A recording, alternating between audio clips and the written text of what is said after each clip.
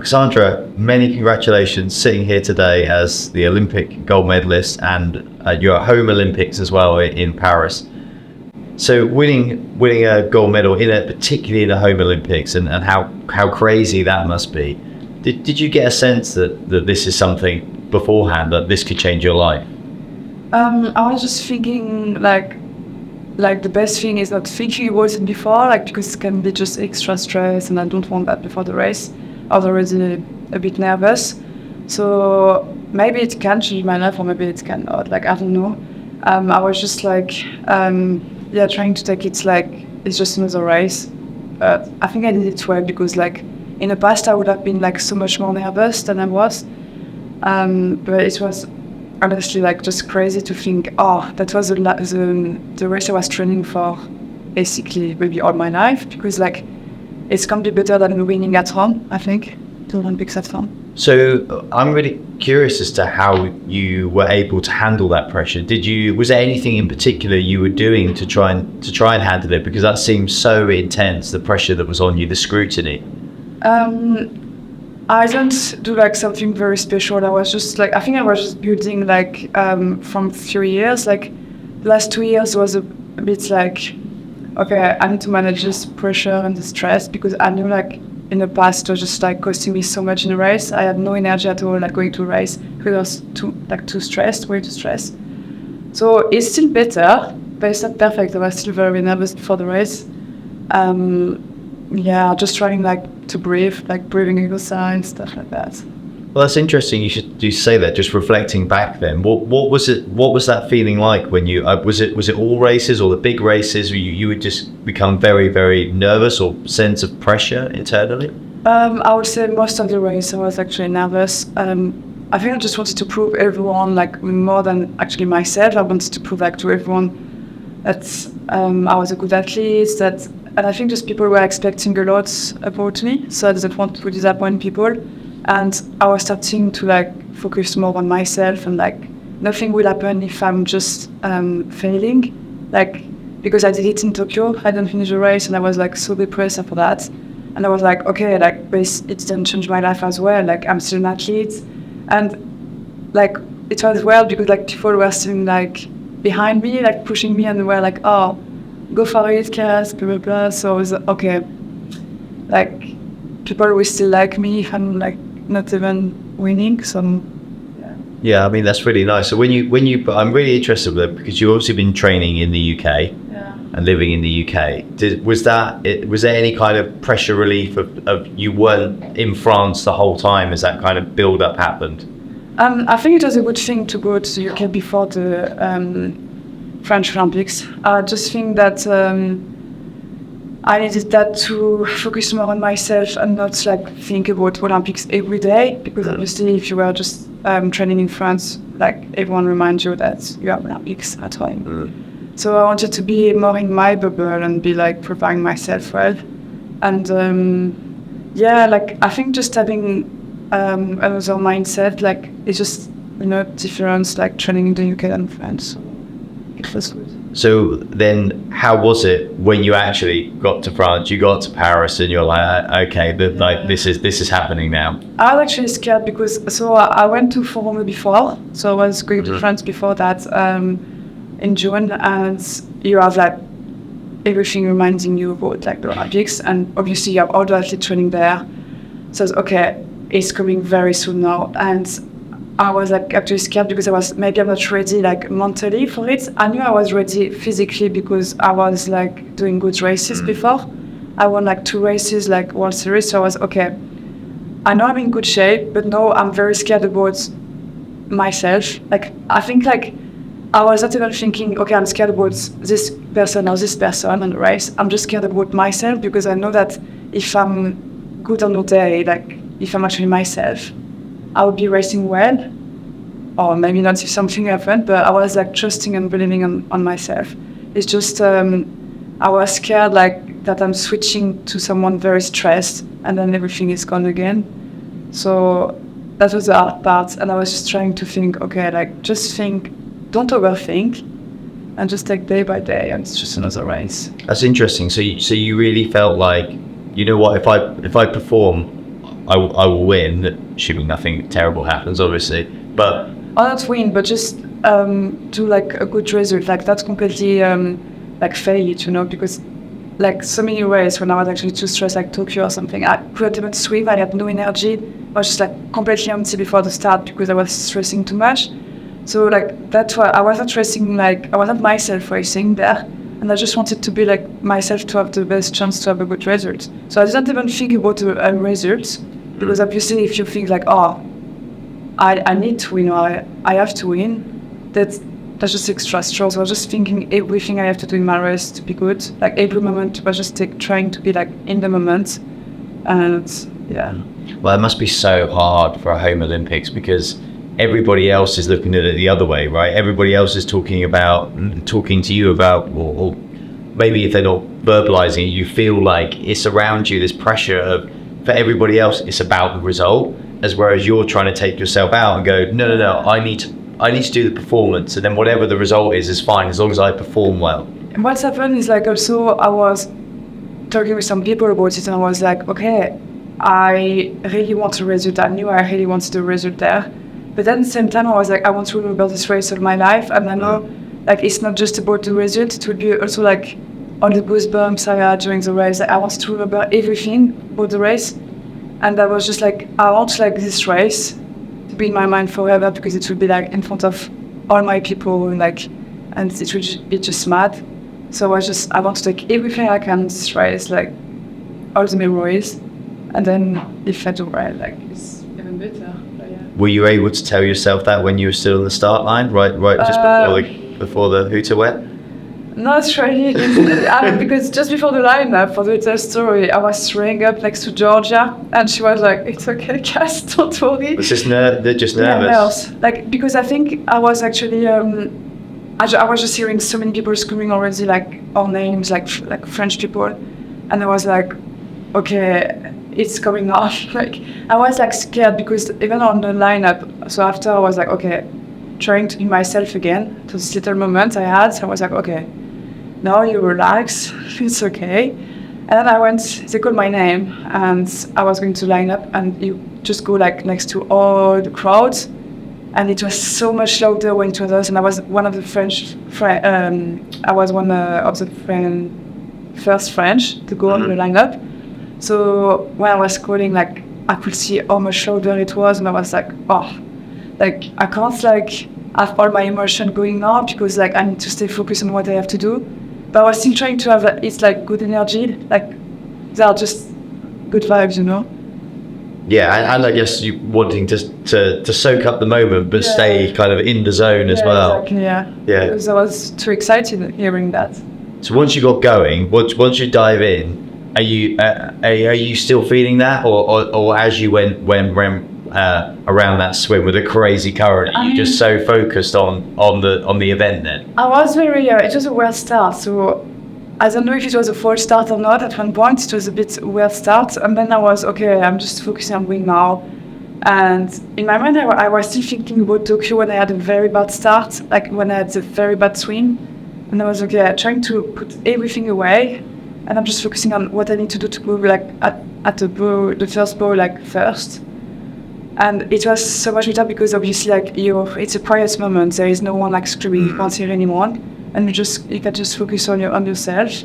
And then I just remember like when we had all the color, you have to be like very, very next to the side of the river, and then I could actually hear people screaming there, because it was like so much louder there. You could see like I just have British flags actually, and I was like, okay, like.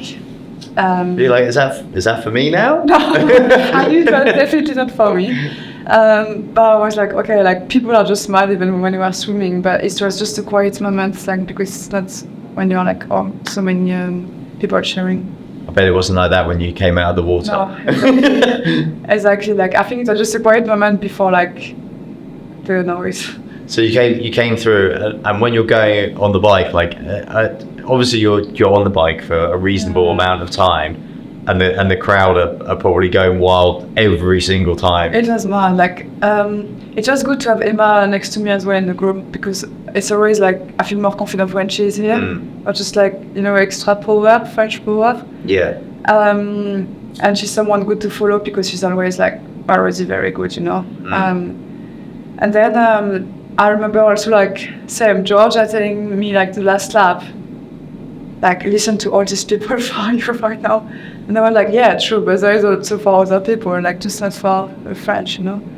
But it was mad. I was just trying to like think, yeah, it's actually crazy, like how people are loving it right now. Like I know, like before going to the games, like everyone were like quite worried about the French because they are quite rude, blah blah blah. So many people were scared about it, but I think they were actually loving it. Like the crowds, like French people are just like loving, cheering for their like French, obviously first, but then like just for everyone. So it's good. When you kind of were, let's say you're about to get off the bike or you're going into T2, did you feel like I've got myself into the position I want to be right now? I was like, I couldn't expect for better than this situation right now, but I was still scared about my emotion on the run because I was, okay, I'm here now, where I wanted to be. That's the best position I could have. But now I need to like continue to stay focused because I know like if I hear people like screaming in the past, it could like just like make me so nervous and I lose all my energy again. And I was okay, like I still need to be focused of what am I doing. And the thing is, it was so noisy, you can't even like hear people breathing, you can't hear anything, just mad, like so much noise. And it's hard to focus on your pace and like trying to relax because like you want to do so well for people as well, like swimming for you. So it was just a weird feeling, but then at the same time I was like, wow, like it's actually crazy. I will not live another moment like that in my life, I think. No, well, I don't know how it would be possible. But when you're, when you kind of get that support, and like, I imagine every so often there's just something happens, or there's a slight raise in noise, or you go around a certain corner, and the adrenaline and everything must go. How were you able to kind of not burn out in a way, because it'd be so tempting when that happens to just kind of surge into like come on and then dip later. I think sometimes like the pace was actually very strong on the run. I was actually not feeling the greatest on this pace, but I knew that it was the same for Emma and Beth maybe because we were like sometimes dropping a bit from usually, so we were like okay. I don't know if the pace is actually like very very high or if it's me like feeling a bit less good than normally, you know. And I remember like myself every session, like half session I've done, like in forum or like I was like I can't give up now. Like there is all these people like cheering for me. Like every time I was getting a bit drop, I was like, no, I'm coming back. Like I'm not leaving this opportunity like going away from me. And I think it's why on the last part, like when I was like going like faster, when I was trying to accelerate, it was not even. I don't even think it was really my choice. Like I was like pushing by the crowd, and I was like people were just mad. So I was just like feeling like that I should go now. Were you even? I didn't even realize how much longer it was. I was like, wow, like I can't slow down now. And it's been like I was trying to think like it's maybe 2K or 1.5, and I was like that can be very long. So I was trying to just grind my teeth and be like. Okay, no, I can't turn around. I can't like slow down now and to continue my effort. And it was hard because I couldn't even turn around to see where they were. So I was just like trying to continue to push. Yeah. Was there a point that you kind of felt like, actually, I'm going to win? I had no idea where they were behind. I had no idea if it was starting to like drop or not. And obviously, you don't want to turn around like because then the thing that. Maybe you'll be dying or something. So I was okay. I will see on the last dead turn, like where everyone is.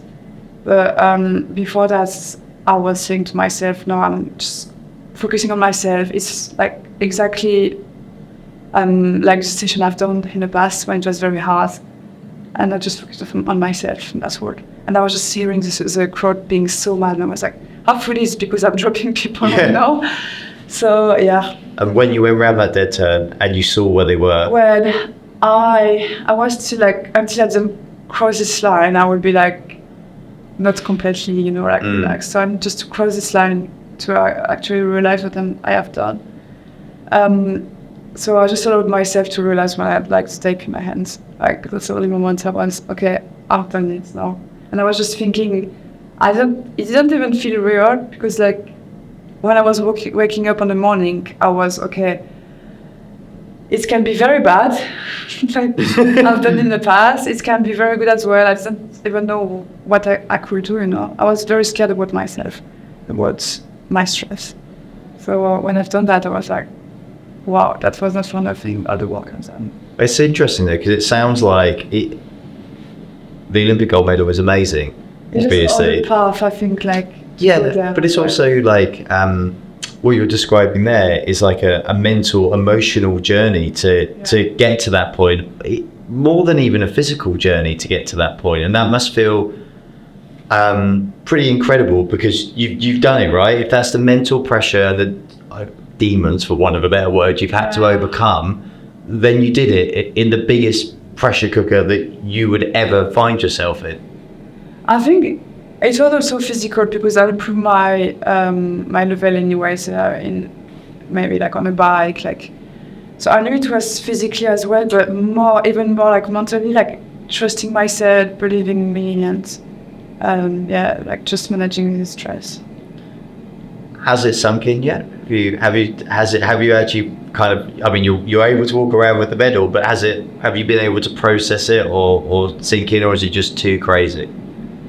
So crazy. Yeah, that was actually mad. Like, What have you been able to spend any time with family and friends, like kind of enjoy it with the people that have helped you get there? It was a bit special because I was expecting to see my family directly after the finish line, but you have like all this media stuff, and yeah, it was so tiring because I was just like in so much emotion at the moment. So I was like, I'm gonna pass out if no one is giving me food, if no one is like letting me see my family or something, because I'm too emotional right now. And I saw my family after a little while, and I think I started to realizing when they were all crying. Oh, that's making me like emotional, right? Yeah. Just thinking about like just seeing like they were like actually more emotional than me, because I think I had the emotion a bit when I was like with my tape, like we sing like just on the floor, like Paris 2024. But like just seeing my family like just crying, and my friends, I was, wow, like that's what's making me more emotional. Yeah, that's a really incredible moment, right? Because these people are so invested, they put so much into you and your life and everything, and supported you. Yeah, and I think they knew like how much I put in that, like, and how disappointed I was after Tokyo when I was like, and they knew I was so depressed, and they were the one like trying to like elevate me again when I was very down. So yeah. Now, surely you're going to book in a big party at some point with them all, right? Maybe at the end of the year, but I was, which is mad. So I thought like I would be not hungry anymore, like for the rest of the season. And then I was like, I've never been like world champion, for example. So I was like, well, I've done like 3 good races for the rocking. So why not trying to be like world champion this year as well? I will try my best to do it. But if not, like as they once said to me, you did a very like good achievement already.